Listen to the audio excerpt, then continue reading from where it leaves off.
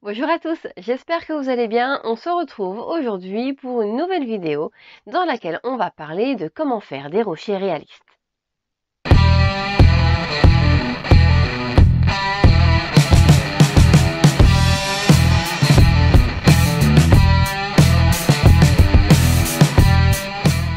Alors personnellement, moi j'utilise trois techniques différentes, trois types de matériaux différents pour faire mes rochers et j'alterne un petit peu de méthode en fonction du rendu que je veux avoir.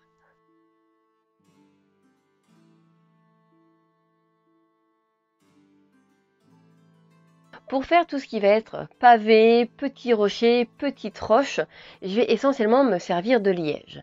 Et mon liège, je vais m'en servir sous deux formes. La première, c'est évidemment le bouchon en liège que je récupère après l'apéro. Le bouchon, comme il est assez rigide, on va vraiment pouvoir le sculpter pour en faire des roches, des pics, et ça donne des formes très sympathiques. Après, pour faire des choses beaucoup plus plates et plus douces, on va dire, je me sers de liège en plaques. Ceux que vous voyez, c'est des dessous de verre que j'ai achetés pour 3 francs 6 sous, je crois, chez Action. Vous en trouvez un petit peu partout et ça vaut vraiment pas grand chose. Après, on peut aussi le trouver en grande plaque ou en tableau dans les magasins de fournitures bureautique. Donc c'est vraiment un matériau que j'aime énormément parce qu'on peut lui donner beaucoup de formes. Alors mon liège en plaque, je vais quand même essentiellement m'en servir pour faire tout ce qui va être pavé ou roche sculptée. Que comme c'est plus tendre que le bouchon, c'est beaucoup plus facile à découper. Donc vous avez sur le côté des exemples de socles que j'ai pu réaliser à la fois avec des bouchons et à la fois avec mes plaques en liège. Et on voit bien qu'en fonction du matériau, même si c'est le même à la base, on a des rendus assez différents. Après, mon liège en plaque, bien souvent je le laisse tel quel, brut, parce qu'avec un bon brossage, ça fait vraiment un très joli effet pierre, mais de temps en temps, j'ai quand même envie de le recouvrir.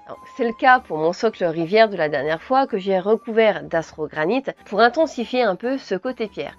Après, comme vous voyez, recouvert ou pas, on a quand même un très bel effet.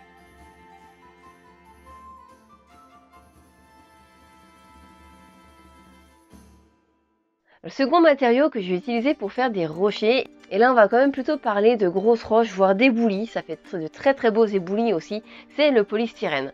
Alors attention, hein, pas le polystyrène en petites perles là qui s'émiettent, ça fait vraiment pas des choses jolies, mais vraiment un polystyrène bien lisse, bien dur. Donc pour en faire des rochers satisfaisants, ce que je fais c'est tout simple, c'est que je les coupe à peu près aux dimensions dont j'ai envie, mais j'ai vraiment les couper de manière très brute, hein, comme vous pouvez voir. Les angles sont bien saillants, bien carrés, c'est pas naturel du tout. Mais c'est pas grave parce que par la suite, ils vont se retravailler tout seuls. Donc je les prends, je les mets dans une boîte remplie de vraies pierres. Cette technique-là, vous l'avez déjà vue dans le socle pour Harriman. Donc c'est tout simple en fait, parce que en secouant notre boîte remplie de pierres, et ben tout simplement les vraies pierres vont venir marquer le polystyrène pour donner des rochers très sympas. Donc en fonction de l'effet que vous recherchez, il va falloir remuer quand même pas mal. Si vous vous contentez de faire 3-4 tours, c'est vrai que ça va marquer un petit peu, mais vous allez toujours garder ces angles vachement carrés, vachement anguleux, au final pas très naturel pour faire de la roche naturelle. Parce que cette technique-là, elle va quand même plutôt se prêter à faire des rochers assez anciens, assez usés. Donc on va vraiment chercher à effacer ce côté de la découpe bien net. Donc plus on va secouer, plus on va abîmer notre polystyrène et plus on va obtenir quelque chose de réaliste. Donc là vous voyez avec ces trois morceaux, le premier à gauche c'est celui qui est brut, qui sort juste de la découpeuse. Le second j'ai dû le remuer entre 15 et 20 secondes dans ma boîte et le dernier il y a passé plusieurs minutes. Donc on voit quand même que les arêtes sont vraiment très adoucies et on a énormément d'impact sur notre polystyrène. Et avec ces techniques-ci, on va donc pouvoir faire des plus grosses roches qu'avec notre liège.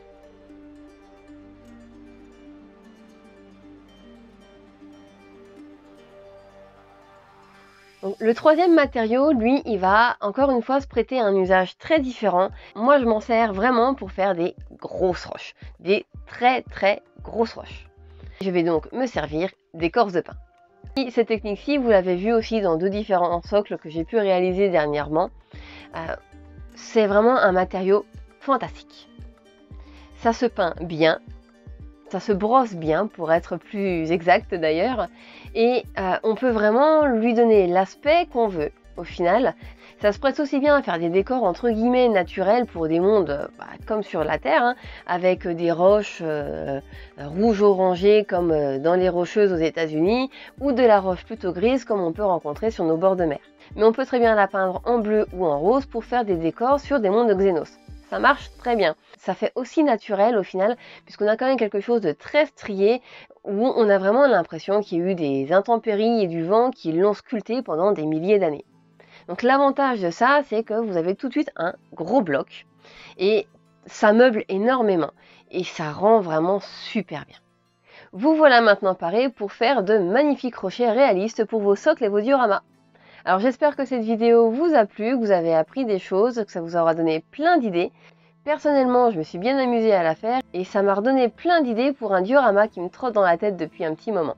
Merci à tous d'avoir regardé cette vidéo et à la semaine prochaine!